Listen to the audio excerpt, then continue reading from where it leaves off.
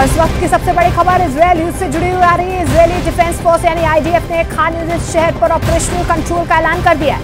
IDF ने कहा है कि उसने गाजा के दक्षिण में पड़ने वाले खान यूनिस शहर के बहुत सारे क्षेत्रों पर कब्जा कर लिया है। आईडीएफ ने यह भी कहा है कि उसने खान यूनिस ब्रिगेड कमांडर के ऑफिस और आतंकवादी ठिकानों पर हमला किया है। गाजा के खान यूनिस में इस समय सबसे तेज हमले हो रहे हैं, लेकिन इजरायली फोर्स को हमास के जिन हथियारों का सामना करना पड़ रहा है उससे चिंता और ज्यादा बढ़ गई है। हमास डॉल बम इस्तेमाल कर रहा है। ये डॉल बम बहुत खतरनाक होते हैं। डॉल में बम छिपाकर हमास के लड़ाके इसे रख देते हैं और उसमें लाउड स्पीकर लगा देते हैं, जिससे बच्चे की रोने की आवाज आती है। हमास के घातक हथियारों की सूची चौंका देने वाली है।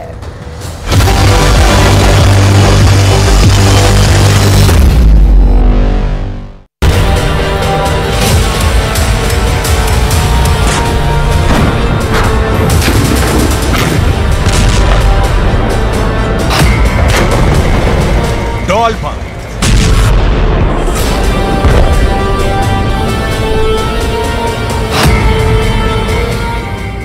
टेडी बियर में स्नाइपर गन, स्कूल मस्जिदों में टेरर नेटवर्क,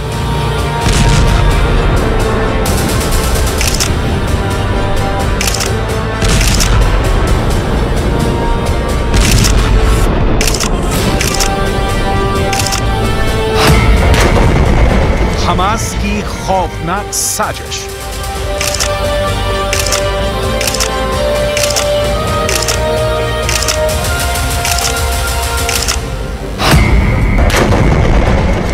आईडीएफ के खिलाफ बड़ा प्लान।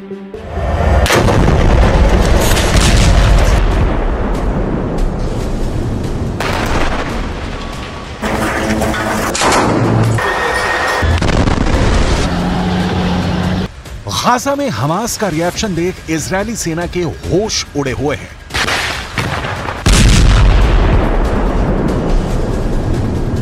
इजरायली सेना की बमबारी के बीच हमास ने गाजा में जो व्यू रचना की है, बेंजामिन नेतन्याहू के पास उसका कोई तोड़ नहीं दिख रहा।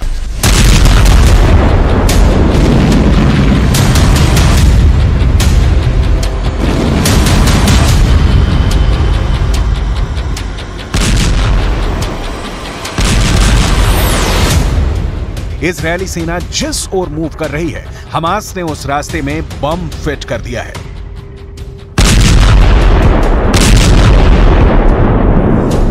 यह सही है कि 19,000 फिलिस्तीनियों की मौत हुई, लेकिन इजरायली सेना की जीरो डेथ वॉर की स्ट्रेटजी के भी परखच्चे उड़ गए हैं।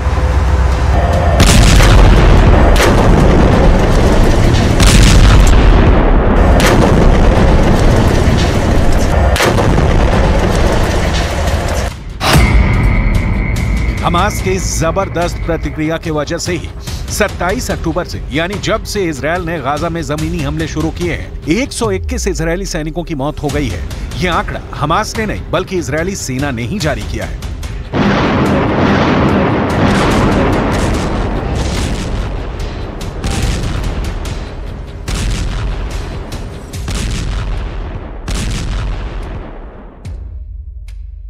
चालीस से 45 किलोमीटर लंबी और 6 से 10 किलोमीटर चौड़ी गाजा पट्टी में हमास ने ऐसी कौन सी तैयारी कर रखी है कि इजरायली सेना गाजा पर अब तक कब्जा पाने में असमर्थ रही है।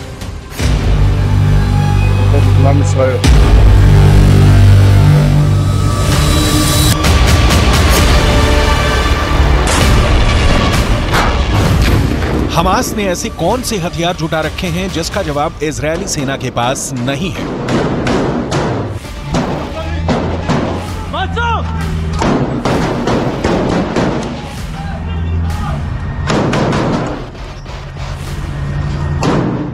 हमास के लड़ाकों ने पूरे गाजा में फैली सुरंगों की रचना कैसे कर रखी है कि इजरायल की सेना उनमें घुसने से पहले ही मात खा रही है। इन सारे सवालों का जवाब डिटेल में दिखाएंगे। अभी हमास ने इजरायली सेना के खिलाफ जो चक्रव्यूह रचा है उसे देखिए।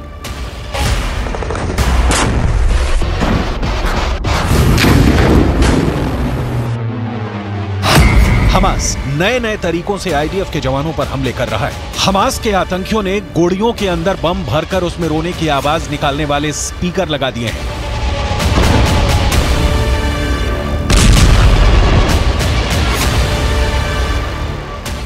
उनकी कोशिश थी कि इजरायली बंदूकों की तलाश कर रहे आईडीएफ के जवान उसे बच्चों के रोने की आवाज समझेंगे। जैसे ही उनके पास आएंगे, बम के धमाके में मारे जाएंगे।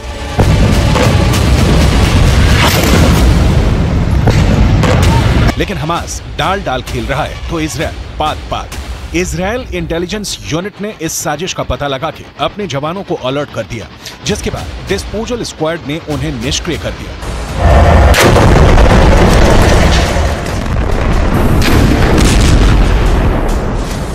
इजरायली सेना ने दावा किया है कि हमास गुड़ियों और बच्चों के बैकपैक्स को जानबूझकर एक सुरंग शॉट के पास रखा था, जो एक बड़े टनल नेटवर्क से जुड़ा हुआ था।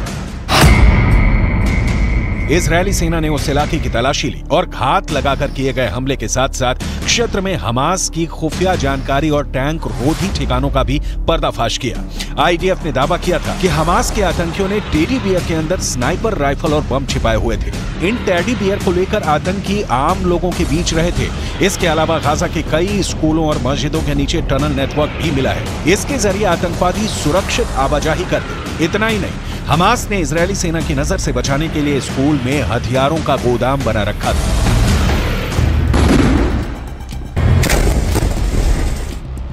हमास के पास बिना शक इजरायल वाला वेपन पावर नहीं है, लेकिन हमास के पास हथियारों में घरेलू रॉकेट, अपग्रेडेड AK-47 और सोवियत संघ के दौर के मशीन गन के अलावा कई सस्ते, नए और चोरी किए हुए हथियार हैं। कई ऐसे एडवांस्ड हथियार भी मिले हैं जिनकी सप्लाई ईरान ने की, तो कुछ ऐसे हैं जिनका निर्माण उत्तर कोरिया में किया गया। ये जानना भी बेहद दिलचस्प है कि हमास की पसंदीदा राइफल कौन सी है। सोवियत दौर में निर्मित 7.62 मिलीमीटर कैलिबर वाली AK-47 असॉल्ट राइफल हमास का सबसे पसंदीदा हथियार है। आतंकी इसकी मदद से कई राउंड तक गोलियों की बौछार करते हैं। इसके अलावा SVD, ड्रैगुनो, क्रूज semi automatic 7.62 millimetre calibre sniper rifle का इस्तेमाल हमास 20 किलोमीटर दूर से हमला करने के लिए कर रहा है। हमास के ट्रक भारी machine gun M2 browning HMG से लैस हैं। ये पैदल सेना हल्के बख्तरबंद वाहनों और कम उड़ान वाले विमानों को आसानी से निशाना बना सकते हैं। ये समझना बहुत जरूरी है, हमास जैसे संगठनों के पास जो भी हथियार हैं वो या तो ईरान से आए हैं या हमास ने स्मगलिंग से उसे मंगाया है या सोवियत दौर के हैं। इन हथियारों से हमास इजरायल को नुकसान तो पहुंचा रहा है। 9 किलो वाला RPG-7 rocket propelled grenade launcher Hamas का फेवरेट है। ये काफी सस्ता और उपयोग में आसान है। सोवियत संघ का बना यह हथियार कंधे पर रहता है और एक ट्यूब से रॉकेट दागता है। ये रॉकेट आसानी से 200 से 700 मीटर की दूरी पर मौजूद टैंकों को आसानी से तबाह कर सकता है।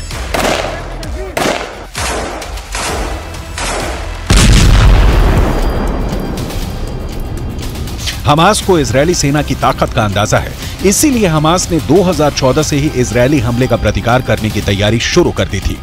जिन सुरंगों को नष्ट करने की बात हो रही है या नष्ट की जा रही हैं, ये सुरंगें दुनिया के लिए अजूबा हैं।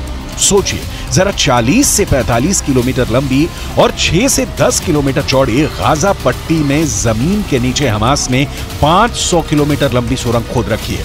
इन सुरंगों में हमास की जान बसती है। इनके हथियार, इनके लड़ाके, इनके नेता सारे सुरंगों में शरण पाते हैं। जहां तक सुरंगों के सफाई की बात है तो इजरायल ने बहुत सी सुरंगों को मटिया मेट कर दिया है, लेकिन अभी ऐसी कई सुरंगें हैं जहां अब भी इजरायल की सेना नहीं पहुंच पाई है। इन सुरंगों को नष्ट करने के लिए अब इजरायली सेना इनके भीतर समंदर का पानी छोड़ रही है। हमास का बचना मुश्किल नहीं, नामुमकिन है। लंबे वक्त तक हमास के टिके रहने की कोई संभावना नहीं दिख रही है।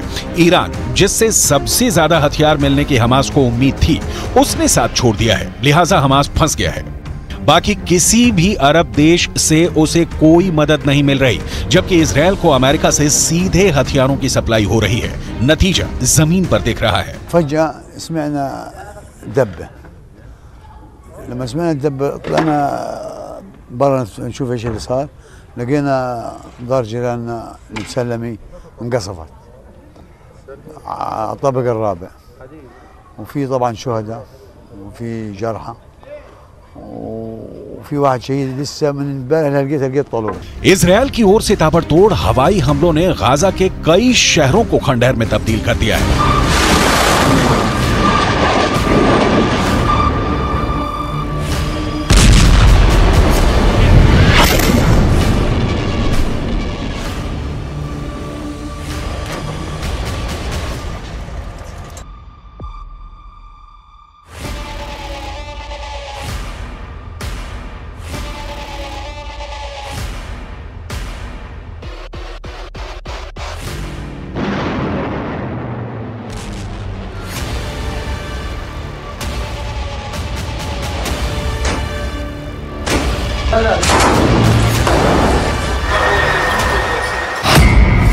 गाजा हमले में करीब 40 से ज्यादा लोगों की मौत हो गई है। सेंट्रल गाजा के एक शरणार्थी शिविर पर हुए हवाई हमलों में करीब 33 लोगों की जान चली गई है। इनमें 14 महिलाएं और 4 बच्चे शामिल थे। रफा शहर में हवाई हमलों में करीब 8 लोगों की मौत हो गई है।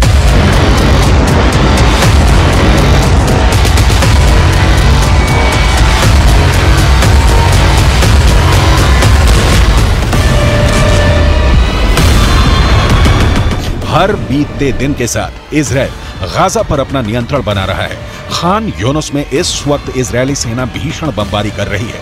खान यूनुस से नहीं, गाजा के कई बड़े शहरों पर इजरायली सेना ने हमले तेज कर दिए हैं। इजरायल के प्रधानमंत्री बेंजामिन नेतन्याहू को बहुत गौर से सुनिए, क्योंकि जिन्हें युद्ध विराम की उम्मीद दिख रही है, उन्हें बहुत निराश होना पड़ेगा। बंधकों की मौत की हमास वाली धमकी का इजरायल के प्रधानमंत्री बेंजामिन नेतन्याहू के ऊपर कोई असर नहीं दिख रहा है। אנחנו נשיג את כל יעדינו, חיסול החמאס, שחרור כל חטופינו, והבטחה שעזה לא תהפוך מחדש למוקד טרור, הסתה נגד מדינת ישראל והתקפות נגד מדינת ישראל. אנחנו נמשיך להילחם עד הסוף למען הנופלים ולמען הבטחת חיינו כאן בארץ ישראל. इजरायल फिलिस्तीन की जंग देखते देखते कई पीढ़ियां गुजर गईं, लेकिन 2023 में जिस तरीके से युद्ध छिड़ा है, उसने तबाही की नई कहानी लिख दी है। इजरायल इस इरादे के साथ मैदान में उतरा है कि हमास के अंतिम आतंकी के जिंदा रहने तक गोली चलाते रहना है, जबकि हमास इसकी कोशिश कर रहा है कि बीते सालों की तरह बंधकों के नाम पर वो युद्ध विराम करवाएगा, संयुक्त राष्ट्र में आवाज उठाएगा और विश्व बिरादरी से इजरायल पर दबाव बनवाएगा कि वो हमास पर हमला नहीं करे। हमास की ये कोशिश आंशिक रूप से रंग भी ला रही है। अमेरिका ने इजरायल को 2 टूक कहा है कि हमास के आतंकियों को मौत की नींद सुलाने के दौरान ये ख्याल रखा जाए कि किसी आम फिलिस्तीनी की इसमें मौत ना हो। लेकिन युद्ध में इजरायल इस कदर उलझा हुआ है कि अपनों तक को पहचानने में इजरायली सेना से भूल हो रही है। इन 3 युवकों को हमास ने 7 अक्टूबर को बंधक बना लिया था। इजरायली सेना ने गाजा पर हमला किया तो पहचान की संकट के कारण इन तीनों को गोली मार दी। हालांकि इजरायली सेना ने अपनी गलती कबूल कर ली है, लेकिन युद्ध में ऐसी गलती की संभावना लगातार बनी रहती है। सवाल फिर युद्ध कहां जाकर रुकेगा और 22 लाख फिलिस्तीनियों के भविष्य का क्या होगा? इस सवाल का जवाब नेतन्याहू के पास नहीं है, क्योंकि इसकी तैयारी में अमेरिका जुट गया है। जो बाइडेन का कहना है कि वो एक नई फिलिस्तीनी प्राधिकरण देखना चाहते हैं, जिसे महमूद अब्बास 2005 से चला रहे हैं। बाइडेन चाहते हैं कि संघर्ष समाप्त होने के बाद नई फिलिस्तीनी प्राधिकरण गाजा में कार्यभार संभाले। गाजा में आखिरी बार चुनाव 2006 में हुए थे। इस चुनाव में हमास को जीत मिली थी, लेकिन हमास ने सरकार बनाते ही महमूद अब्बास की फतह पार्टी के नेताओं के खिलाफ हिंसा शुरू कर दी थी। इस हिंसा में फिलिस्तीनी प्राधिकरण और फतह के हजारों कार्यकर्ता मारे गए। इस हिंसा के बाद महमूद अब्बास ने हमास के प्रमुख इस्माइल हानिया को पद से हटा दिया था, लेकिन हानिया ने इससे इनकार करते हुए फिलिस्तीनी प्राधिकरण से अपना रिश्ता तोड़ लिया था।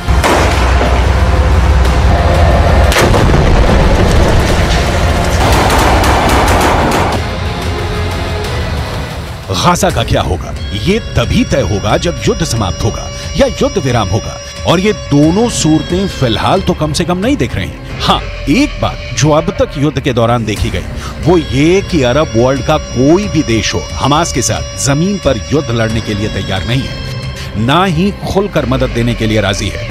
यमन के हूथी विद्रोहियों के हमले या लेबनान के हिजबुल्लाह लड़ाकों के अटैक इजरायल को रोक पाने में समर्थ नहीं है, और इजरायल तभी युद्ध विराम करेगा जब हमास के अंतिम आतंकी को मारकर वो गाजा पर कब्जा कर ले।